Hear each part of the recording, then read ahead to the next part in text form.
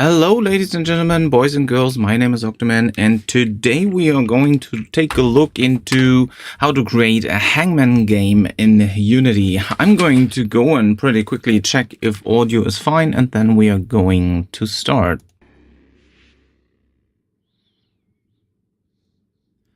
Hello.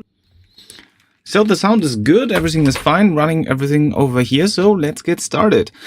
So what is Hangman? Literally, it's a game where you as a player have to make a riddle, or you have to, let's say, there's a word, and you need to determine what that word is going to be. So the player has to know, or actually in the end has to understand what is going to be the word, and he has to probably make an input like a letter, and then by choosing all them letters before you actually hang with the hangman thing, you're gonna be able to, solve the word.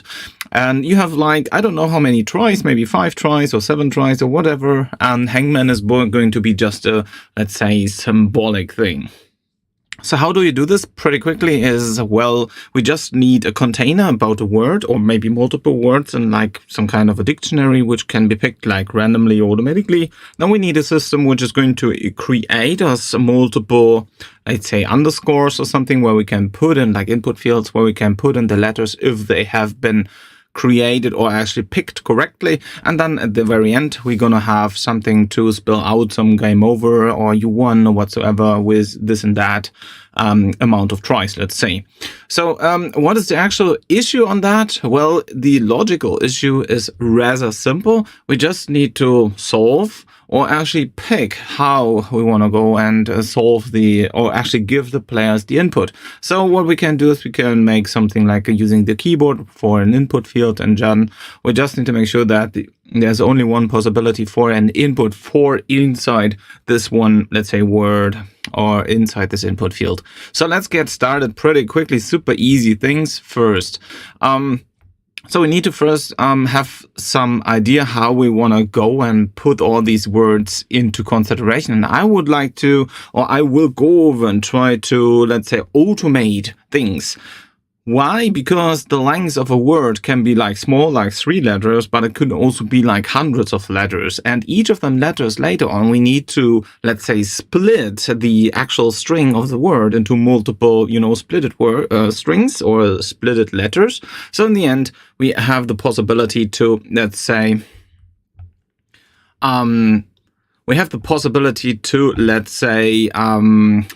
split them words into multiple letters, which is rather simple at all. And then we need to showcase, we need to send these letters into, let's say, some kind of a placeholder objects or placeholder text fields, in which we can put each of them as separated layers to understand, or make people understand, that the word has a length of X.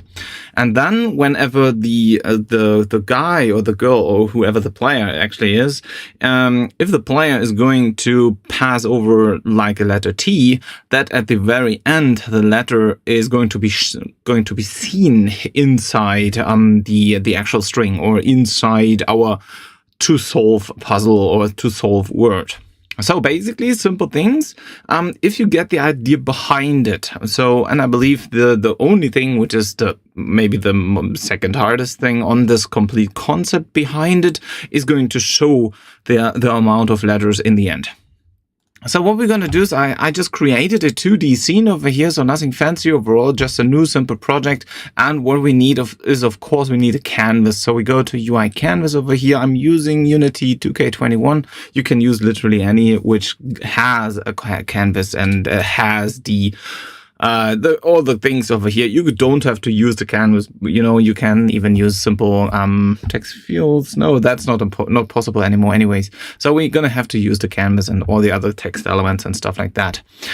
So what I want is, I want to use text and Text Mesh Pro over here. And when you want to do this, you need to import the TMP essentials over here. So I'm gonna quickly do this. As just takes some seconds over there, because they're usually already in the package manager or somewhere around there. If you need the examples, then you're gonna go for it, but you don't have to.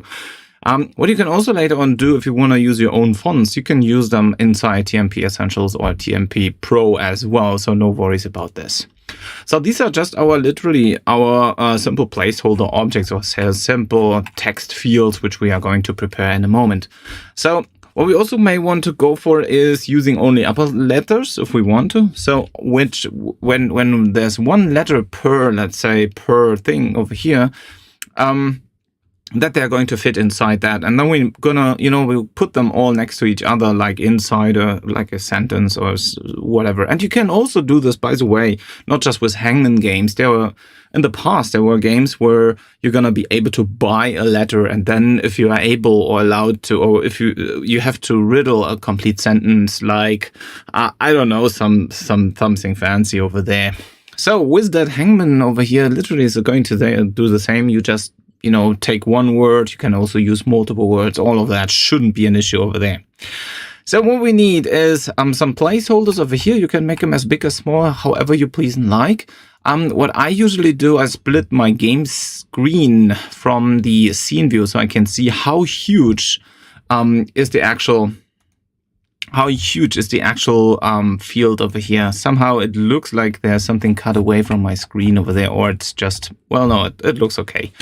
So we want to have this text field should be our prefab later on, which we are going to create on autopilot.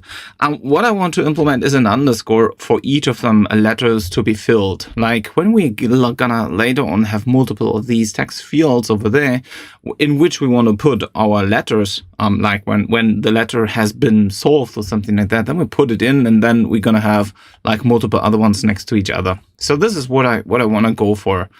You can organize them however you please and like. Later on, I'm gonna start to create some kind of a point helper thingy, like an empty game object, which is going to determine maybe the start position of the word or something similar. Or we can also use a horizontal layout group, which is going to lay out all these elements next to each other, so there are no big gaps and stuff. All of that, once again, up to you, right? So how would we do this? Let's assume we got just an empty game object like this one. It can be just our holder object. And in this holder object, we can put in a horizontal layout group. We don't need much, just this one probably.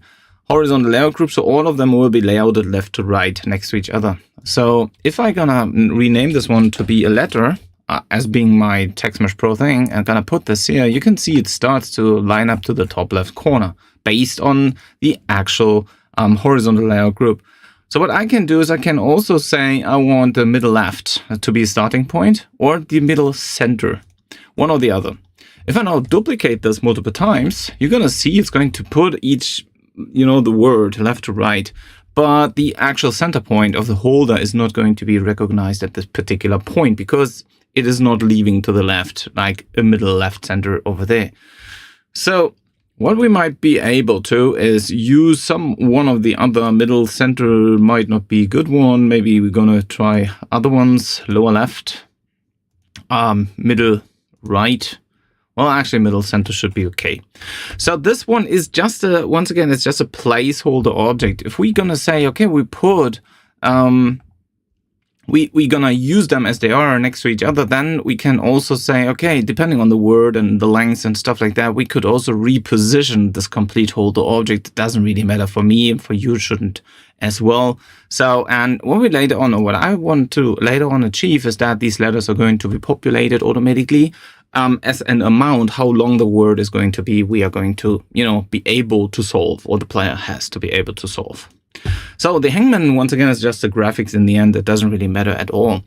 What I also need is some kind of an input field where the player has the possibility to type in any kind of a letter, like a single letter. And then we're gonna, check, like when he decides to press the button or something like that, to take this input and let the system understand, the system we are going to solve or create in a moment, is to take this input and put this into our system and loop through, see which letter, or if that particular letter is going to be inside the word in the actual to search for word.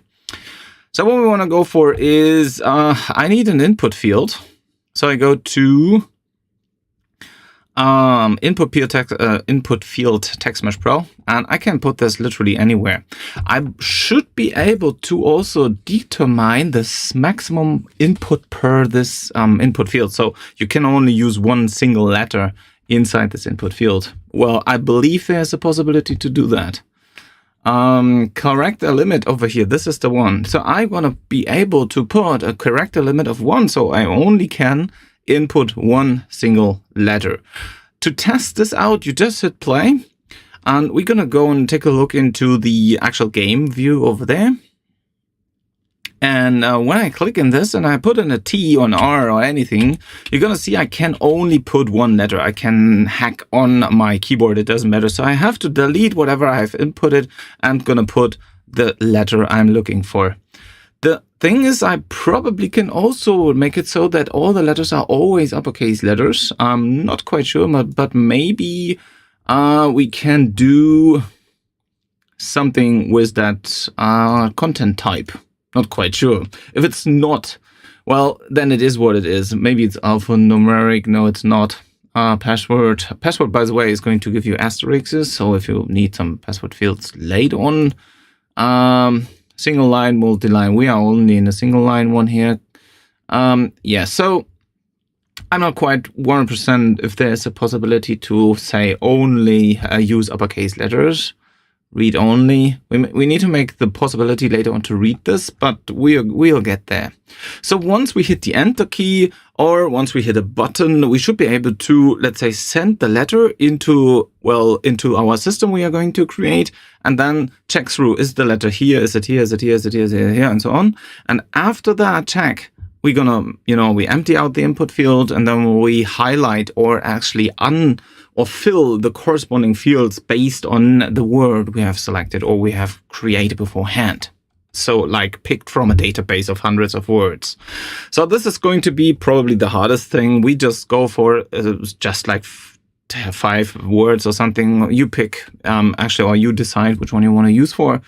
So in the end, we're gonna go and have some different or easy words to be used, and you can later on, make a huge dictionary or text file or whatever, read all the possible words or maybe go online or whatsoever. But that is not part of this content.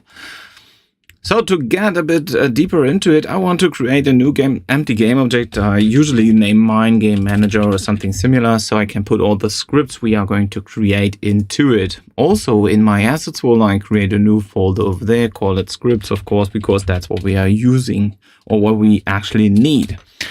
So when it comes to engineering your own system, first off, you need to, or you should understand what you're actually aiming for. I'm going to go and create a new C# script and call this one, it's the game itself. Like, I don't know, we can name it engine or also game manager. Basically, it doesn't really matter.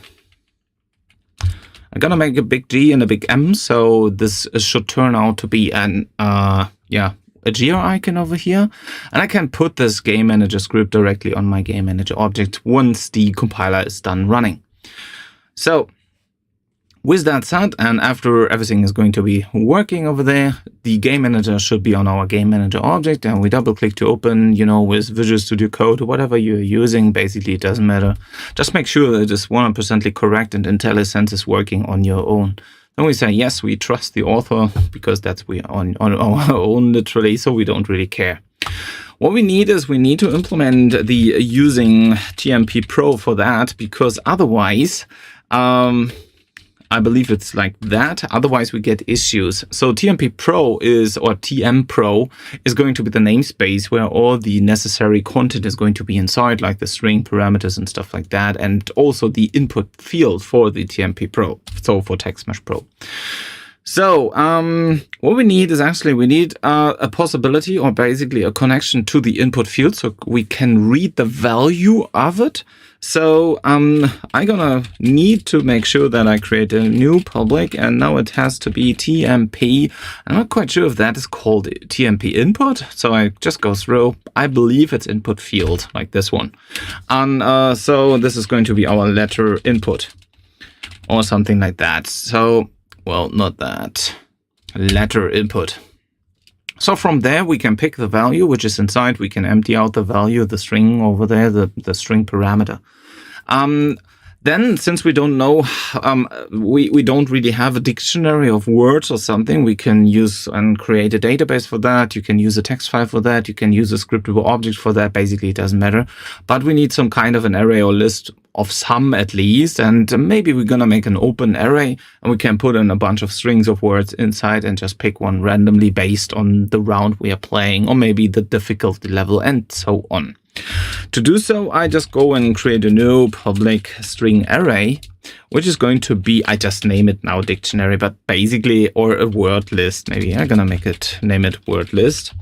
And we can fill in any parameters later on, so any word we are looking for.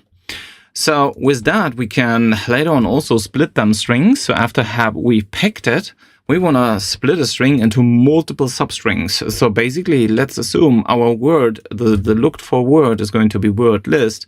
We're going to take one or the other letter, and then we split it apart and put it into another list, which is going to be our solved list, let's say.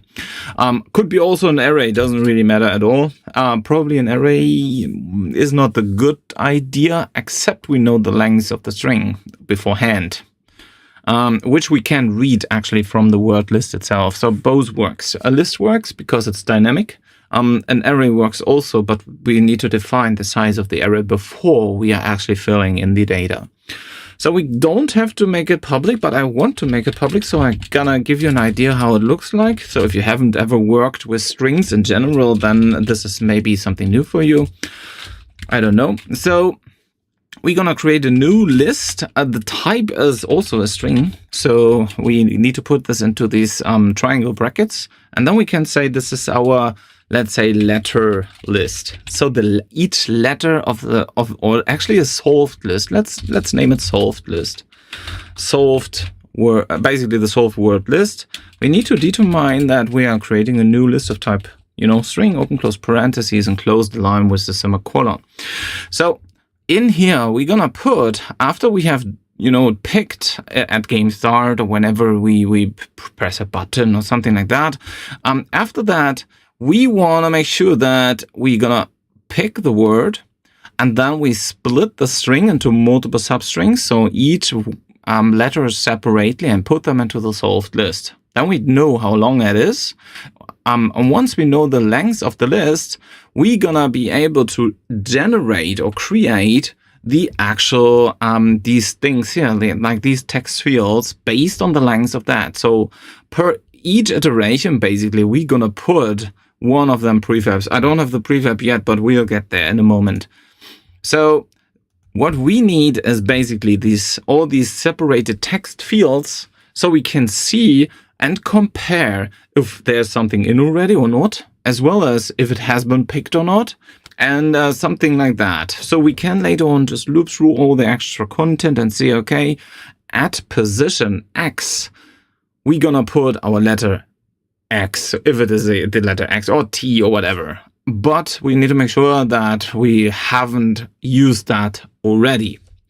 So, which we can read also from maybe the unresolved list, let's say, when this is, we can first off check, like in two multiple checks, we can check first if the letter has been used already or something like that. We can also keep track of the ones we have used already, loop through that. If it has been used already, we give a bad point or something.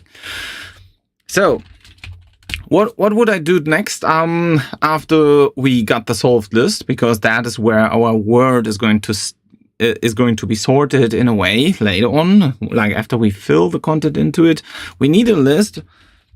Usually also not a public list, just those two should be public, but or basically these two should not be public. They are just for us now public. Later on we're gonna make them, you make them serialized fields or serial whatever, doesn't matter.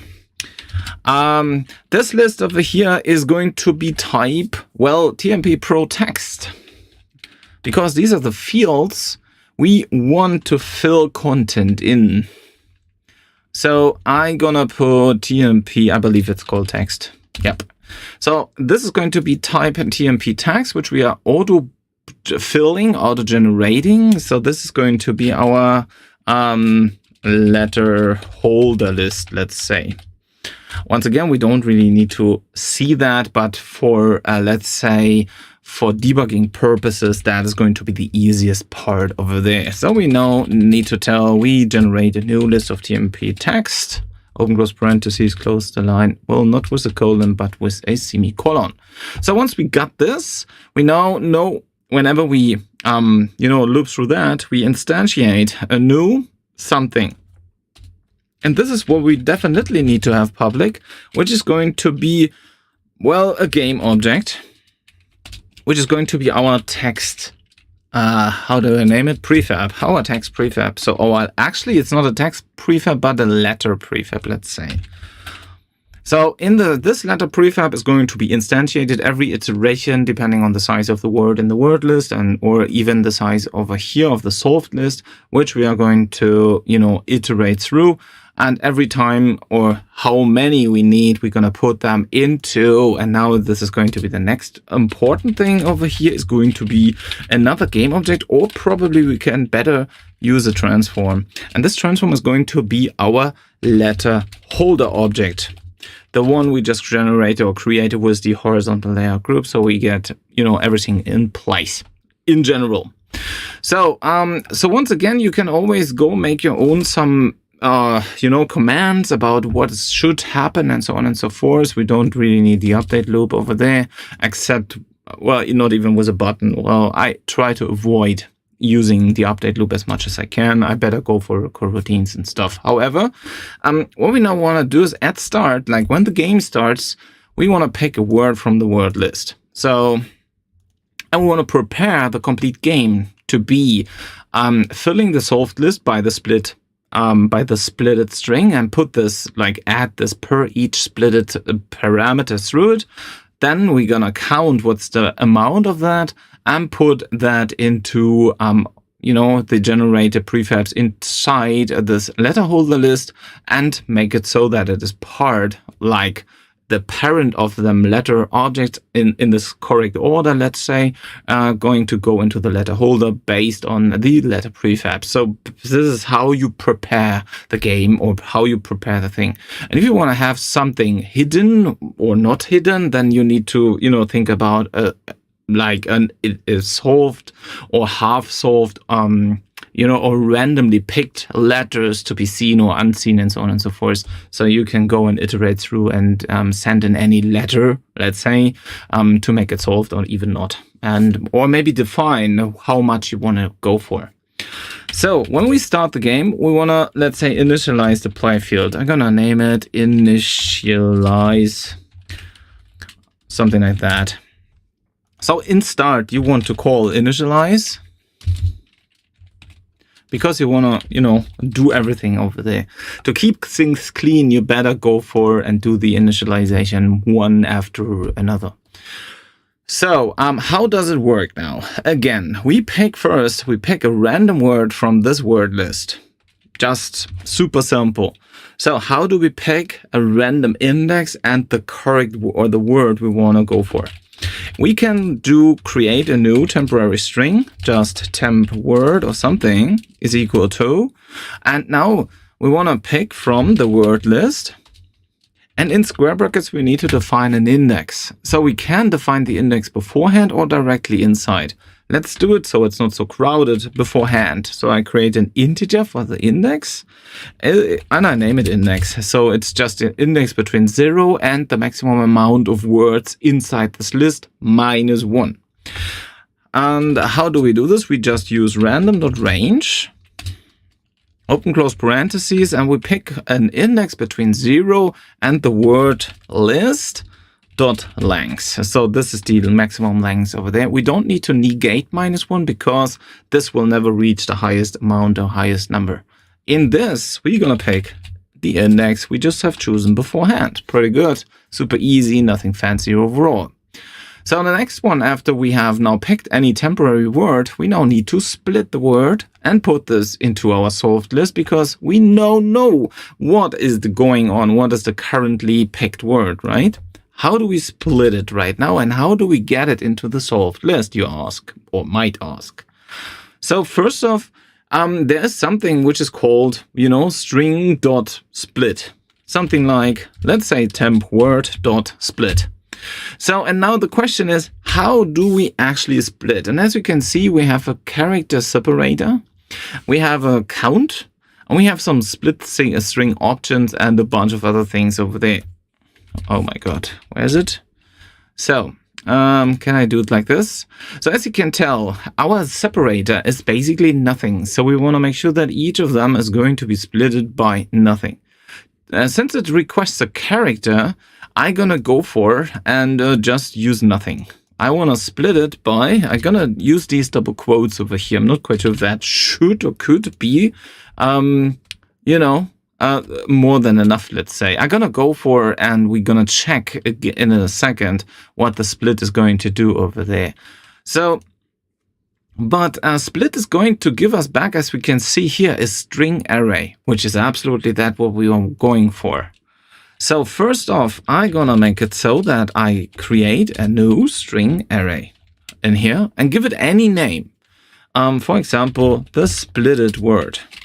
Splitted word is equal to temp_word.split. I'm not quite sure if we do need any parameters over here because, well, we want to split after each of them letters. So after we got the splitted word picked, or actually split it and, you know, passed it over here, we are able now to iterate through and pass over each separated string into the solved list. Let's see how that works. So we can now say per each iteration, so we maybe do a for or for each loop. I'm not quite sure if for each is going to be straightforward, left to right, but let's try. So for each, actually it's going to be for each string, the in, which is going to be our item, I'm gonna name it maybe letter. In what collection? The collection we are looking for is the splitted word collection.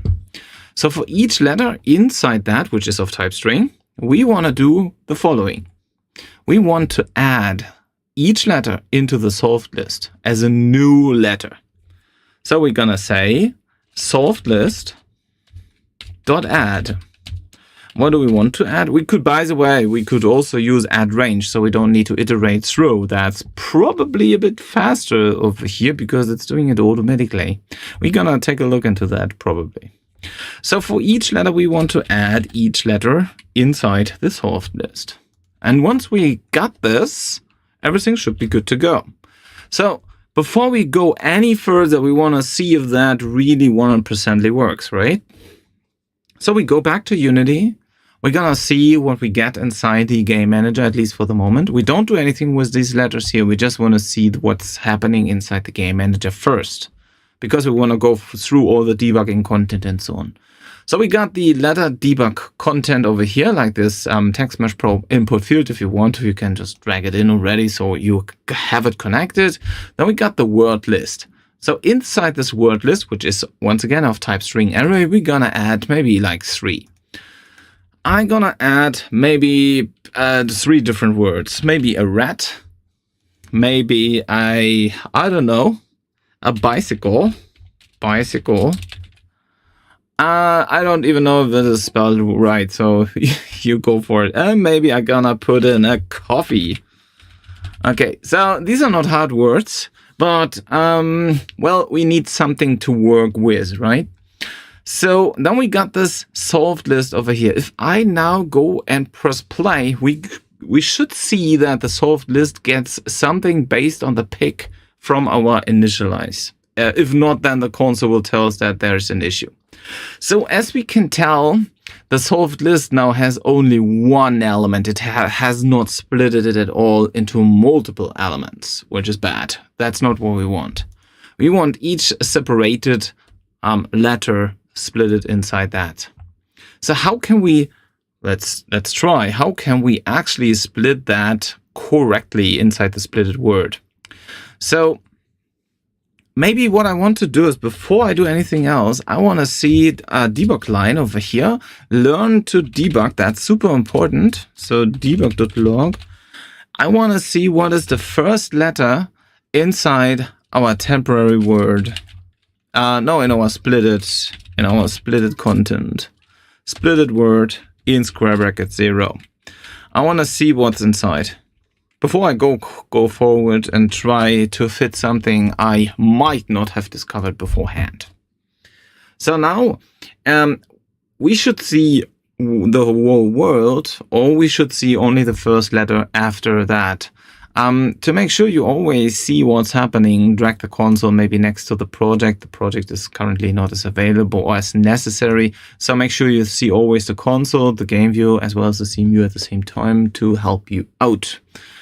So let's see what the console gives us, and as we can tell, the bicycle is picked, but it is, well, it is picking the whole world, so it's not going to split anything over here. So the question now is, how do we split the word by something? I try these double quotes over here and try again. And maybe that is more than enough that it is going to split the word into multiple single letters. Let's try.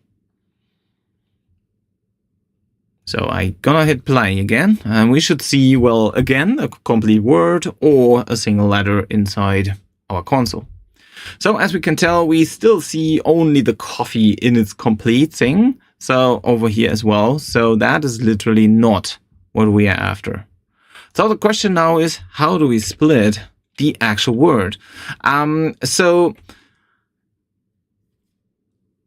I believe the int.count over there is maybe the issue over here. What we can take is basically temp word.length as being maybe our indicator how often we need to split the word when there's nothing to be split. Let's see if that works. If not, I'm gonna go on research. And this is the second thing you should learn.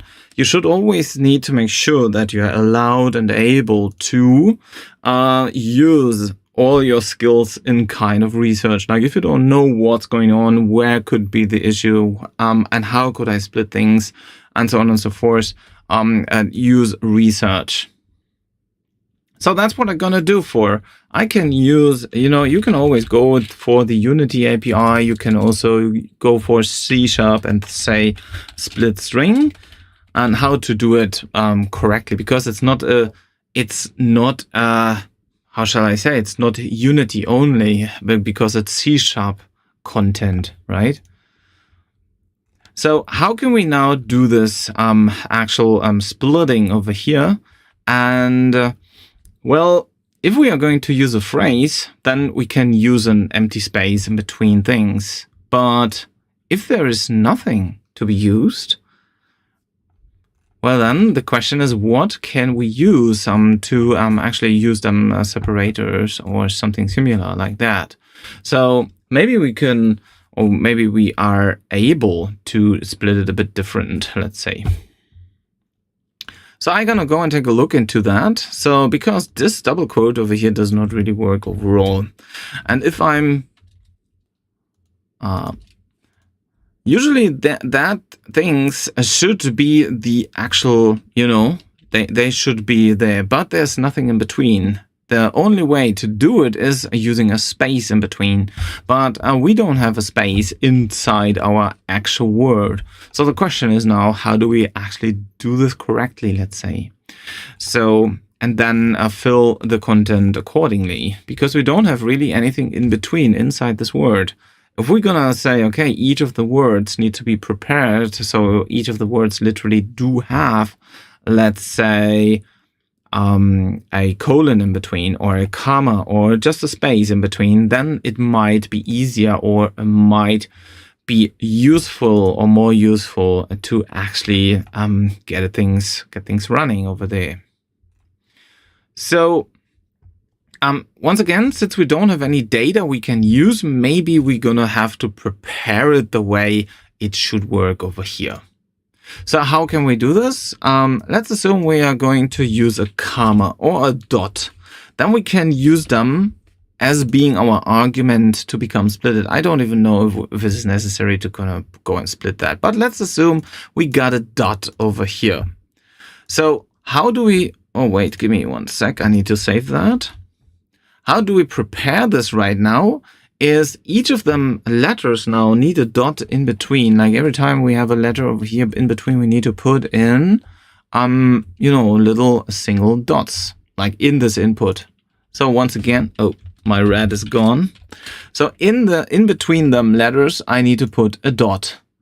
Or you can also use any other letter literally. So you're gonna split the word with dots. I believe there are other ways to do it, but this is how we should be able to split our words. Again, you might be able to split it a bit different, but well, let's try that out. I'm gonna save my scene and see if the splitter are now able or is now able to split the words at the letter or actually at the point. And now what we can tell, our solved list is now going to be prepared where each letter is separated on its own, and we know the length of the solved list. So we know how many of them letters are going to be, or what is the word length. Now that's what we wanted. And if it picks anything else, like for example, it picks a coffee, which is obviously possible as we have seen beforehand, or it picks even the red. I'm not quite sure, I haven't seen the red yet. We're gonna see coffee is going to be split away here as well. So it can take the last one, it can take the first one, like it chooses randomly which word to pick. We just need to make sure that we got the dots in between. Now it picked the red, as we can tell, so the zeroth element inside our word list is going to be used as well, splits it on the point, and that's pretty good. Now what's the next thing? Well, since we now know what the word has to be and which letters are going to be inside, we can, for solving things, we are allowed, let's say, to put content into into this letter holder list. So once again, you can make your own informations, or you can put your own context or your explanations like in between lines and so on and so forth, so you get an idea what's happening over there. So in here we just splitted the word, picked the word, splitted the word. Let me do this. Let me command it out. Pick a word.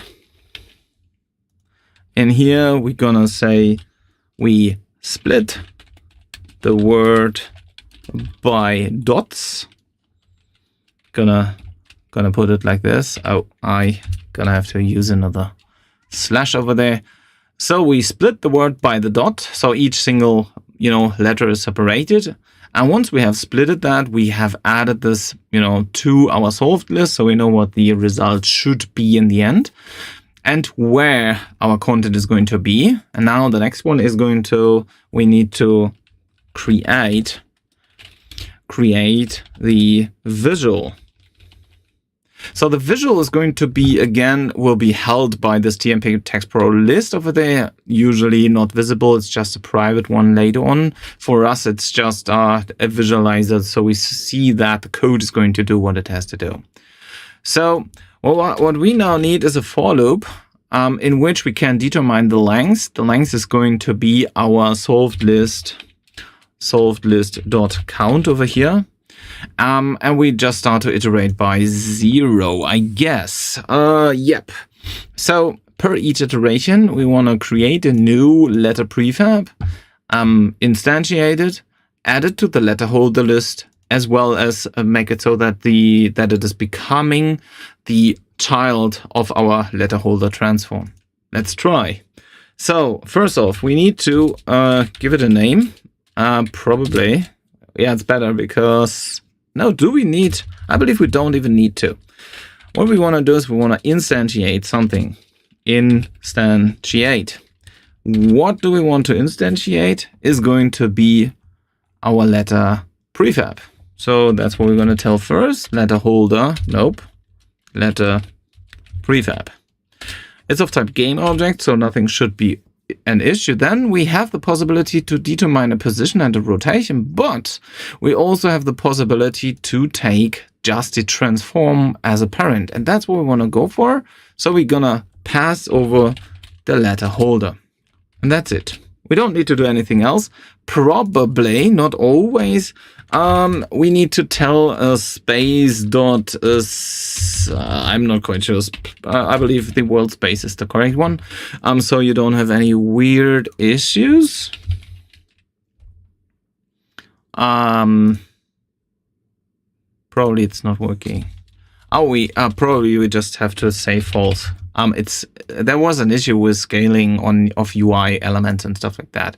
So we create the visuals, and now, well, we are good to go, but we need to add them instantiated visuals to the letter holder list, so we know it's indexed later on as well when we, try to solve the puzzle. So we say letter holder list dot add. And now we need the name, we need the object we want to instantiate or what we want to add over there.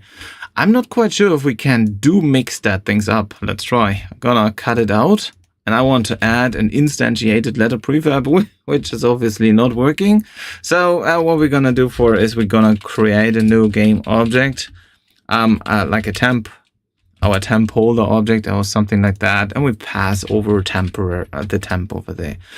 There's one thing, temp is another type, so it's not a type of game object over there. As we can tell in here, it is requesting a TMP Pro text content. So what we want to go for is a temp.getComponent. I believe that's a hopefully it's working this way. We'll see. Of type text mesh pro, so TMP underscore, I believe it's going to be text. So we get the component from the current game object and put this into the list. So we don't add the game object, but its component inside that. So the game object doesn't really matter.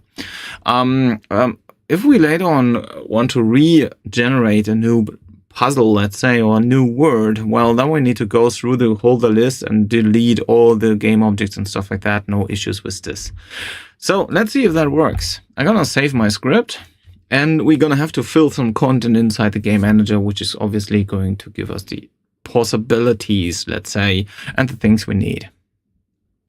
So what is actually going on right now?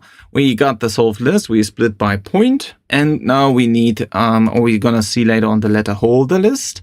I'm gonna create this letter being my prefab. So before I go forward, I go and create a new folder for prefabs. Keep everything always clean and understandable, so everybody who works with you or with others is going to understand what's going on. I'm gonna create a letter prefab, which, holds our actual input field or the necessary content. And what we also want to do, we want to get rid of all the content over there. So inside the game manager, we need to take the holder and put this into this letter holder transform. And we now take the letter prefab and put this into the game object's letter prefab. Pretty good. Let's see what's going to happen if we are generating or creating or picking a random word. Let's see if that works and how it should work. So as we can tell, it picked the word red. It created 3 of them dash line or object things. I guess I have to go for 16.9. So we're going to see this a bit better. So this is the word to solve. We got the solved list over here, which will obviously later on is going to be invisible. Then we're going to have the actual letter holder list where all these letters are going to be connected to. So this one is the first one, this is the second one, that's the third one. So, and if we pick them in here by hand, we should see that they are in the correct order. So if we are now going and researching who, like when we are looping through the solved list and picking which letter to be check or to check in general, then we can see, we go through the loop list and see, okay, letter 1 is going to be the one which has to be the R, if there is an R. And then we need to, pass in the input. We empty out the field or the text field and then update it accordingly. So far, so good. Now we can define how we want to do the input. Because we have initialized the game field, everything works as far as it should. Now we just need to have a simple input. As we say, as we can tell, we have the letter input over here. So every time we, for example, hit a button, or we're gonna put in, or we have something like a on value changed, we can also say, okay, whenever with a value changes, we can do something. I would like to go for a button press because you might change your mind, or the player might change his mind, and so on and so forth. So we're gonna go and create a new public void, let's say a button or input button or something.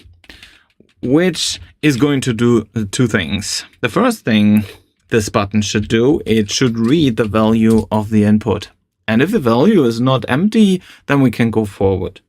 So we're gonna say we request a string, which is going to be our input or INP or whatever, our input letter is equal to, and now we go to our letter input dot, oh, gonna have to get rid of this one, is equal to letter input dot, and now there should be something like value. On validate input, that's not what we want. On value changed, not really the one I'm looking for. So what is the value? Maybe I'm gonna have to do something like text and then value, or just text. I'm not quite sure. I believe I'm gonna go with text first and see if that works. And then we spit out the content. So once again, we wanna go for, we don't wanna do much mistakes, so we can debug.log that content already over here. So in our case, I'm gonna go for and, spit out the input letter. Pretty good. Gonna save that. I only want to do, I don't want to really do this on validate and stuff like that, which we could do. I go for, I want to have more like a button to make the input, easier for me and stuff like that. I'm gonna bring the holder maybe a bit up, so I don't really care about this. I'm gonna take the input field, put it here, maybe put another button.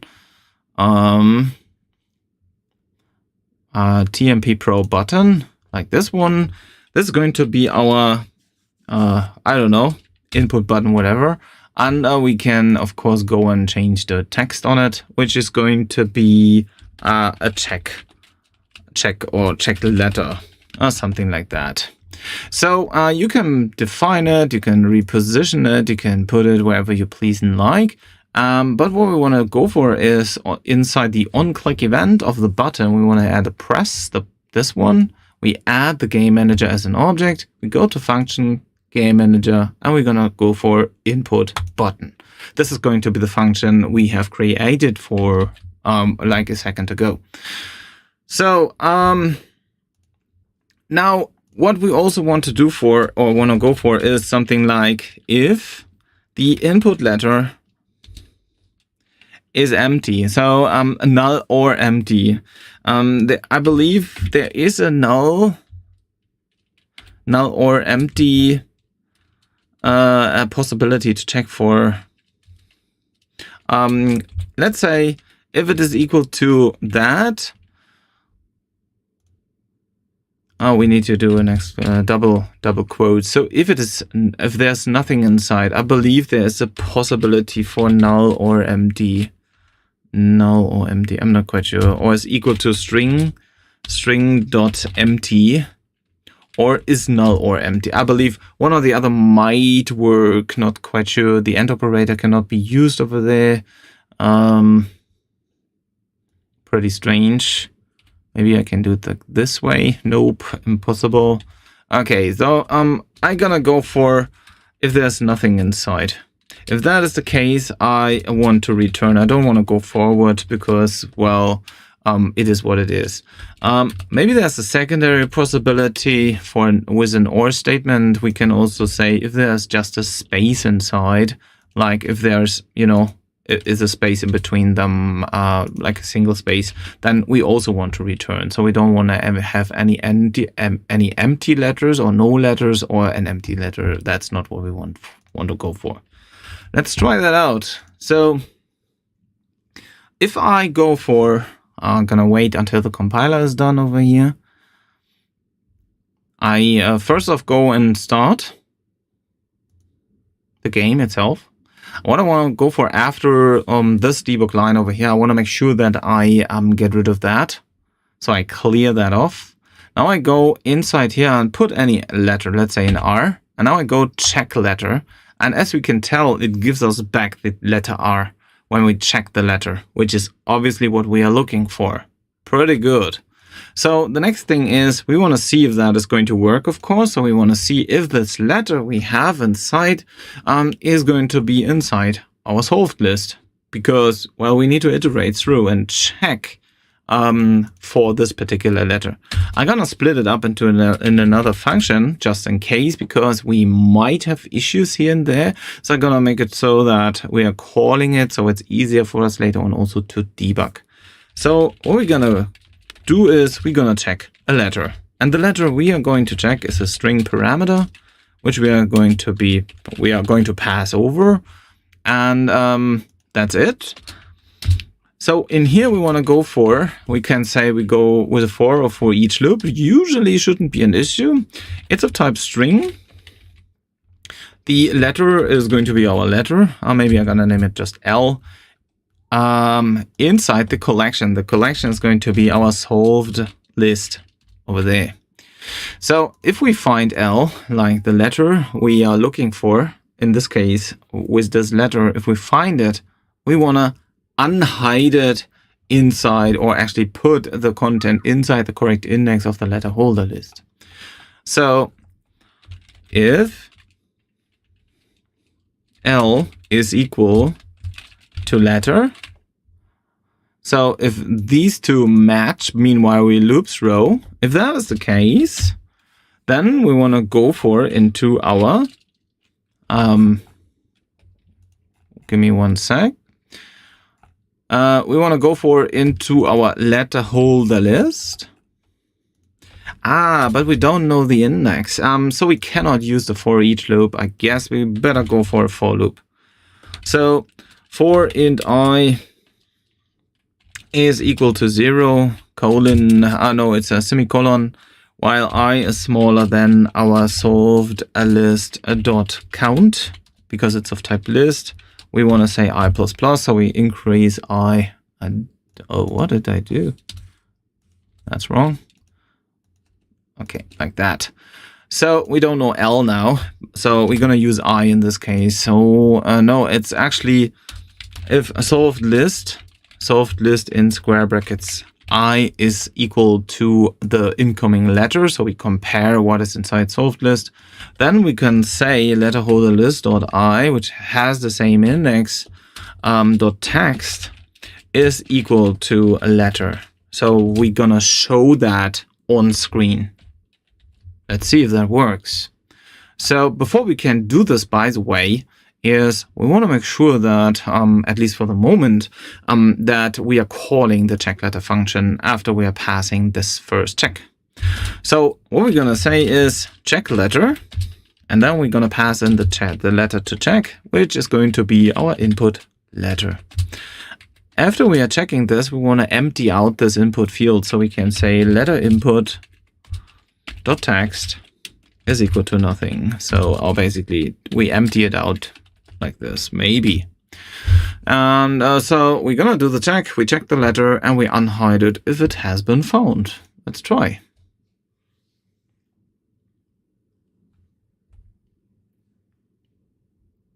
Gonna wait until the compiler is done running. Sometimes it takes a sec or two. So be prepared. Let's try and see if we can now put in the letter so it gets solved in the long run. So we got the word, well, I don't know which one. It's something with a big C. So let me put in a big C and check for the big C letter. And as we can tell, the C has been found due through the system we were creating. And now we can also go for others. And of course, the enter test or this letter text got emptied out. So we have a possibility to give another one, like for a C. Let's see if we find a C. So now it did a double check over here. Oh no, the first one was from the initial one. Now we can go for F. Let's see, because we should have 2F. As we can tell, it shows us 2F. Pretty good. And we can also put in an E, and there we got it. Pretty cool. So with that, we now know that the system in general is going to work. We now need to define or we need to create some kind of a, let's say, search algorithm or something in which we are allowed to, let's say, reduce or increase things like, how shall I say, we need to check for a win, right? And if we are going to check for a specific win, let's say, we want to make sure that the check letter is going to do this for us. So, and to do this, we might, and this is what I'm not quite sure yet, have a secondary one, a secondary list, which takes the actual, the actual riddle in itself, like what did we got already? So we need to literally have something which is comparing maybe the current situation, the current word, and compares it with a solved list. And if both are going to match up 100%, then we're going to know that we have a win. The downside on that is, well, the list itself is the problem. So a list is going to be a dynamic something. And if we're going to create another list, it does not, because of the size of the list is 5 or 6 or something like that. But the solved list is already getting generated by the size. But then we need to have something else who has a fixed size, in which probably someday there's no letter inside a specific position, let's say. So in that case, I would probably go for an array. So I can define the size of an array. When I create a new array, literally an empty array. And then I pass also at the corresponding indexes, I'm going to pass in the letters, and then I do the comparison between the list, the solved list, as well as the letter. And this one here doesn't have to be a list, by the way. It could also be an array. So maybe an array in this particular case is going to be a bit, let's say, easier to handle. So that's probably not a bad idea at all. So I'm going to create a public string array over here, string array. And basically this string array is going to be the same as the splitted word array. So each time we are going to go through the splitted array, we are not just going to add the content to the solved list, but we can also go and do this for the array. The downside is we don't know the index. So we, instead of using the for each loop, we're going to have to create a for loop once again. So we can, create empty fields or put nothing inside and so on and so forth. And, update it accordingly or something similar. But in our case, we just need to create an empty array for our unsolved list, let's say, or unsolved list or array. So I don't need to initialize that over here, I guess. But I need to define the size when I, update this accordingly. So I'm going to go for unsolved list. Maybe I should really rename it to be unsolved array, or unsolved word. Unsolved word is equal to, and now we should be able to say what. Well, we know the type is a string, so we need to create a new string array, and we can define the size, and the size is going to be splitted word dot length. Well, that's what I assume is going to happen over here. So we have now a new correctly resized array, and this unsolved word array is going to have a new length, a new, emptied out. We're going to be able to visualize that in this public, and there shouldn't be anything in, just, nothing. And whenever we are now going to go through this input and check for this input letter, we can now, after the input itself has happened, like here, we can also say unsolved word, and then we also do it with the same index, I is equal to letter, because it's of string type or string type parameter. We don't need to clone like this. So unsolved word now contains the letter as well. And now we need to check for a win. Void check if one. And this check if one is basically comparing. Maybe we don't have a void, but a bool type. So just returning a true or false. So I'm gonna create another for loop, like so. For int I equal. Now we go for maybe unsolved word or the other one, dot length. What we want to check for is if the if the unsolved word in square brackets I is not equal to the actual solved list in square brackets I. So if they do not match, then I want to return a false. So I return a false. The winner is not taken yet. If that does not fire at the very end, I want to return a true. So a winner is found. Return true. Like that. So now we can return that and see, and do comparison against that. So every time we are checking for a letter, after we are done with solving the content and so on and so forth, we're going to be able to say debug.log, and then we can say check if one or not. Check if one, and then it returns us a true or false. Something like player has, I'm gonna put this into quotes, of course, player 1 question mark, and then we're gonna give back the false or the true. We're gonna put the plus over there so they're adding up to each other. So we get a return true or false when the winner has been checked or actually found or not. So, and this is basically how we have now, created a super simple way in almost 1 hour to make some kind of a hangman game. So the only one thing we don't have is how many mistakes can you make. Like if there's nothing to be found inside that, we can paint the hangman. So I know there's an R, but as we can tell, it is a big letter R. So this is an issue over here we need to solve. So I wanted to check for a small r, but there's no small r, but there's a big R. That's what I know. And then we can see the player has won. Nope, he does not. Now I'm gonna put in a big R, and it tells us nope, the winner still is not picked. Next one, I'm gonna take an A for our red word, right? So still it returns nope, the player has not won yet. And then we're gonna take the last letter, check for the letter, and now we get it true. Why? Because we have compared both lists, like the solved list and the unsolved list. They both now match totally, and we return a true, and that is how the game is over. So the game is won, no fancy mechanics, nothing really hard to solve.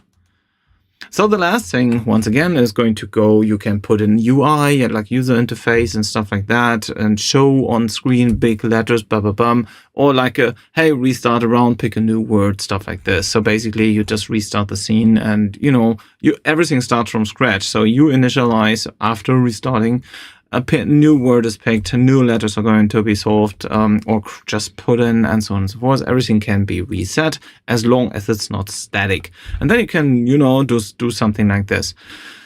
One thing is about mistakes.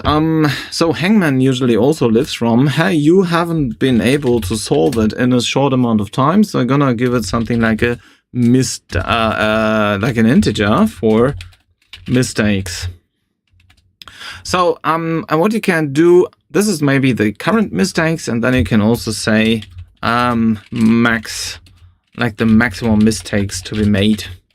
So, and every time, let's assume we can make the mistakes of, I don't know what this number are, maybe 5. You can make 5 mistakes. Every time a mistake is going to be taken or done, I'm gonna make this one not a public because we don't really want to know that. Every time you do a mistake, you start at 0. Once it hits 5, the game is also over because, well, you have used all your mistakes, right? You cannot overdo it. And this is what you also want to check for. So in that case, we are checking the letter. We see if we find something. But if we don't find something, like after this for loop, before we do the win check, we also want to see if the letter has been in. So in that case, we can make a boolean in here. Has found a letter is equal to false. We need to make sure we haven't found a letter yet. It's yellow underlined because we are not using this. if once we hit inside this this little route over here, we found a letter over there, we're gonna be able to say has found letter is equal to true. Absolutely. And we don't override it anymore, like inside this. In the end, like after we are done, we can say if has found letter is equal to false.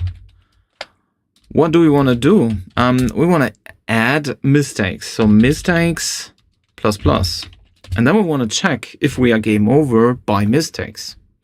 So basically, instead of using check if one based on the word, we can check for mistakes. In that case, we can say if mistakes is equal to maximum mistakes, the game is over. So in that case, you're going to do all the game over stuff. So in that case, I'm going to put in another debug line, debug.log. And we're going to say here, game is over. You used all mistakes. Or something like that. So if you are starting at 0, I'm not quite sure how many we can make over there, but basically this is how we can make another game over. Once again, you can show UI, show mean, and every time you do this mistakes plus, you can hide or unhide, graphics and stuff like that, update the graphics or do whatever you please and like, or you just count up a number and you can show the number how many mistakes have been made. So in the end, when we now restart, we can use some mistakes and we should be able to get a game over thing. And we can also set, by the way, we can set a Boolean for the game over itself, so we can use that later on as well. So for example, no inputs are allowed anymore when the game is over. So we have something with a big letter B. We know we can check for it. Everything is cool. Gonna have an I, check letter. It's false. We're gonna take a C. We know that. And now I can make an R. And so now all the mistakes, I'm gonna try multiple R's now. We're gonna have the possibility to take or do up to 5 mistakes. So now we can see after 5 times doing the mistakes, the game is over. You used all the mistakes and we have not won yet. And this is actually everything you need. In the end, we can, if you want to, after this mistake thing, you can also say bool game over. If you need this for further things, we set this one to be false. And if the game is over, we're going to set this one to be true. And we don't allow any inputs anymore. Like, the game is over. We don't give the possibility to do this checks for this input button. We could even go for and block anything else necessary over there. So in that case, we can say if game over, we can just return. So we don't go further in the game because we need to reset the game totally. And for that, you can, once again, you unhide a UI to reset the game if the game is over and just restart the scene and you can play another round, literally. So, and the final thing is to use game over. I'm going to copy this just pretty quickly over here. Like, if the game is over, we're going to set game over is equal to true over here. So we have no possibility anymore to check for inputs and stuff like that. We just get out of it and we are good to go. And we should not go further into checking for letters and stuff like that. Cool. So I don't know if I'm missing anything. Oh, there's one thing we might go for is always using uppercase letters or always using lowercase letters, which might simplify the process. Why is that? Because I would go for, if you are going to have a small letter R and you check for that, you don't find it. But for example, if there might be a big letter R, it's a different letter, so it's seen different in general. Like for example, currently we have the word coffee. If I go for a small c, check for the letter small c is not available. If I take a big C, we're gonna get it unhiding itself because this letter is going to be inside. Same for E. If I go for a check for a small e, the E is going to be inside. If I take a big letter E, as you can tell, well, it's not inside, and we're gonna go and get a mistake. I have to do research on that, but I believe it's not as hard as I think. So, or you might think. I don't really know. The thing is, we would probably, the easiest is, yeah, we need to make sure that this input field only takes big letters. That would be the easiest. And then we just need to make our dictionary of words only big letters as well. So this is what I would go for and test or see if I can anyhow make it so that this text area only uses or automatically set this text fields to be big or uppercase letters. So I believe it has something to do with this content type. So I'm gonna give it a small, I'm gonna get a small recheck over here.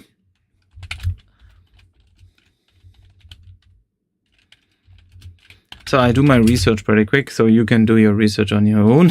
Absolutely, and you should always, if you don't know something, I'm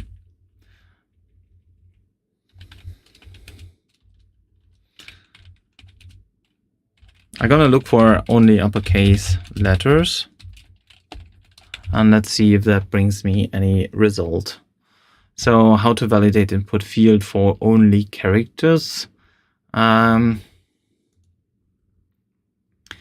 Capitalize.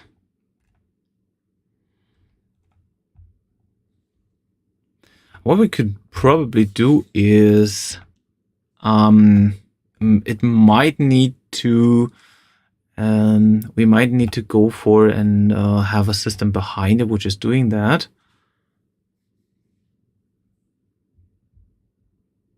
By code, like in some kind of an on validate function or something, which is going to there is a character to uppercase or character to upper. So it takes the character from the text field on the element 0 literally, and each letter is going to be reset or set automatically to be that.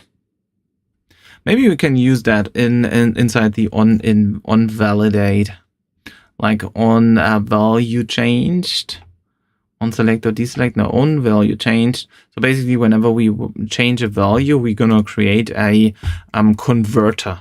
That's what I would go for, I guess. So I wanna go for create a new public. Actually, we need to return a string. Convert letter. Then we have the actual input is coming directly, and we want to return a string. So what do we want to return is, well, let's see. We want to return the character to upper, like so, of the input. So the input in our case is going to be, well, good question. Can I just use text? Probably not, because it's not part of it. So it is the input. I don't know how I named it. The letter input. Gonna copy that. So we want to bring back a number from the text field of the letter input. But we need to take the first index over there, I guess.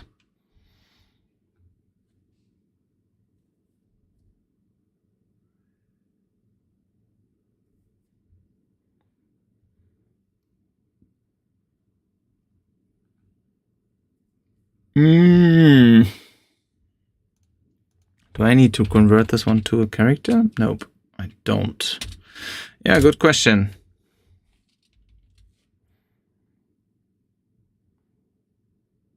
So this is a character and this one is a type string. So I might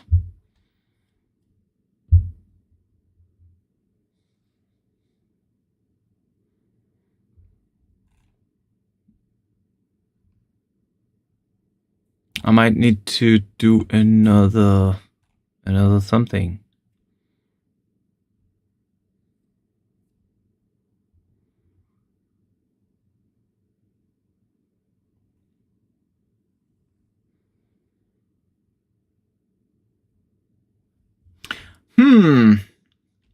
Do I need to typecast this maybe to a character? Nope. Doesn't work either. So, let's see if I find it pretty quick. Because I need to return a string anyways, so I need to find a way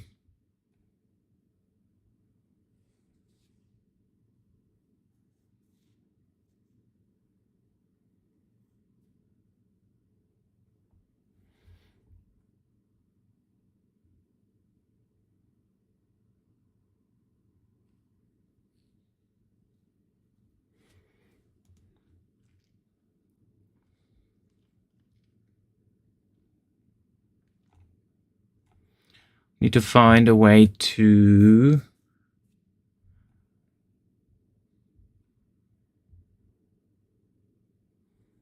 return it. Anyhow, it doesn't really like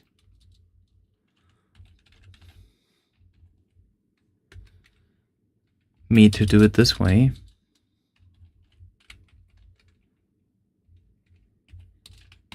I don't think that is the correct way.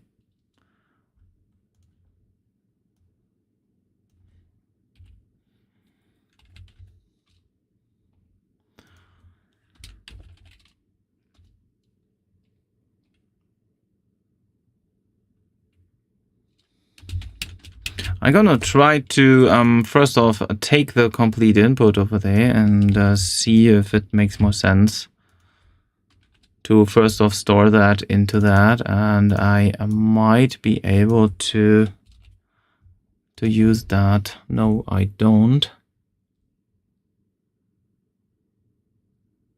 So I might go for making this one a character array. Character array L, which I should be able to convert to a character array first, and now I can probably take the first element inside this converted character array, but I cannot pass this back as being a string, so I might need to say to string afterwards.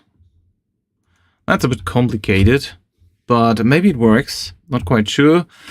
Maybe I need to do an extra check over here, so if there's nothing inside, that this is not going to do anything. So to protect it and not getting a bunch of null reference exceptions. So basically, if the letter L dot text is, well, maybe I should catch that first into a string and then check for it. There should be the is null or empty thing, but kind of currently it doesn't let me do it. So I'm gonna store that. Gonna give it an ML is equal to letter. Actually, letter input dot text, like so. Then I would say if ml dot is null or empty, but that doesn't work here. I'm not quite sure why. Ml dot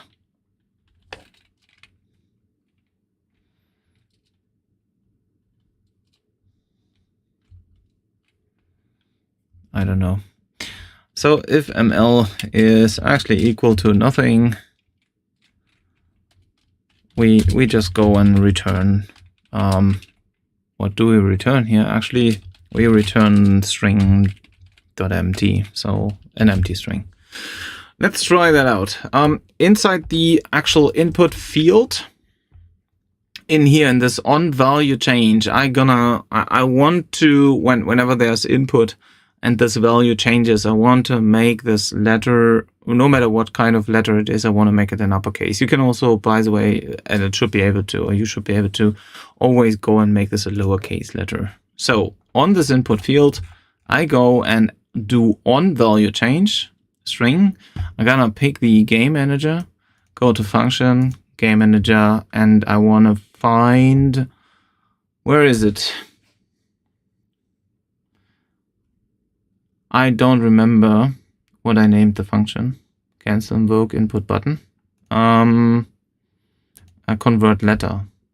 So the thing is, it seems that it doesn't return the letter itself to this function. Dynamic string.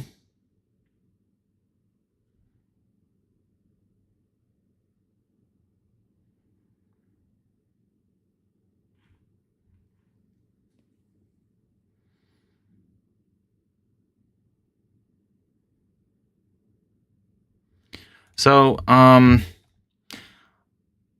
instead of doing returning a string, probably I probably just should override it, or I'm gonna call another function, something like instead of using this one directly,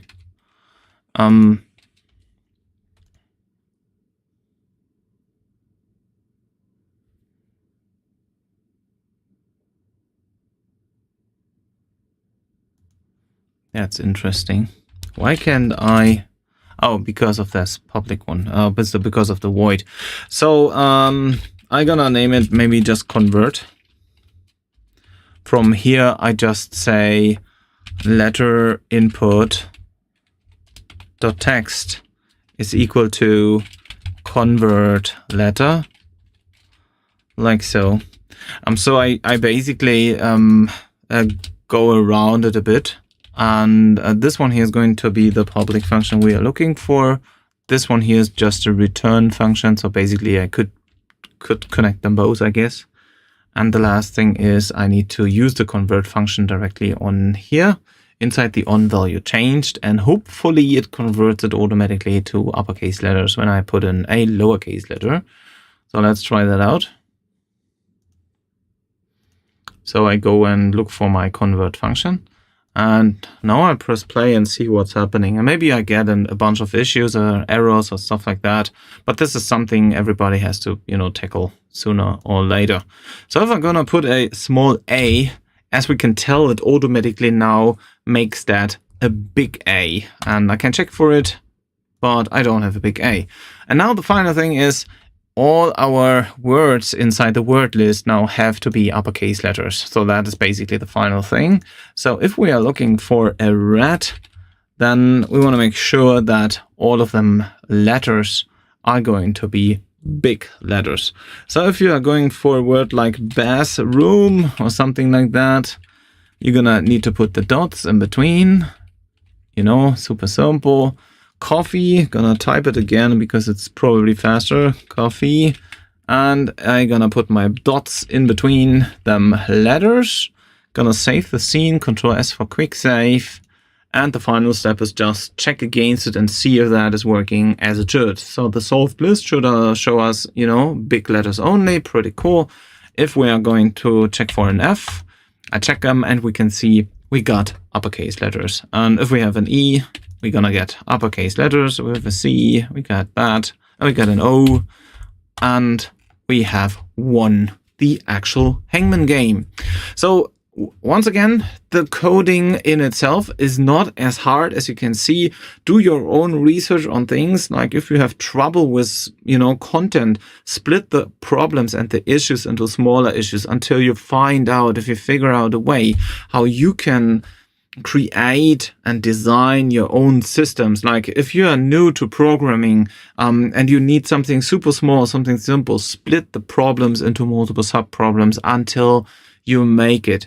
And also don't forget to debug everything. Like, put in debug lines anywhere, everywhere, wherever you need.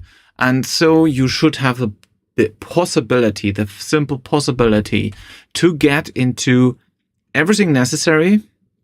And, there's a short word. I can look for an F, for a T, and so on.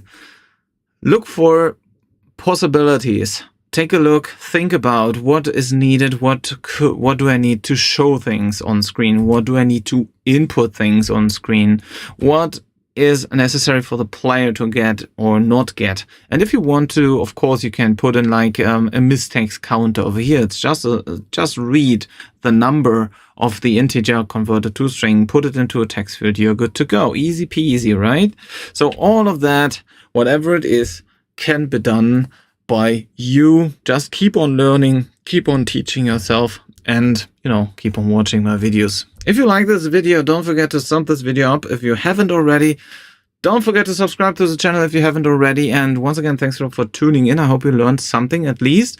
If you need some help for your project and something similar, feel free to contact me. And we're gonna find a way so I can support you, and, you know, you support me, of course. Don't forget to keep on learning. If you have questions, feel free to put them down below in the, in the comments section, and probably not me, but also other people are able to help you. Also, don't forget to join the Discord channel if you need some further help, maybe, or maybe you just want to hook up or connect to other people. The link is also down below. If it's not working, feel free to contact me as well and let me know. Thanks a lot for tuning in. I hope you enjoyed the session, and talk to you in the next one.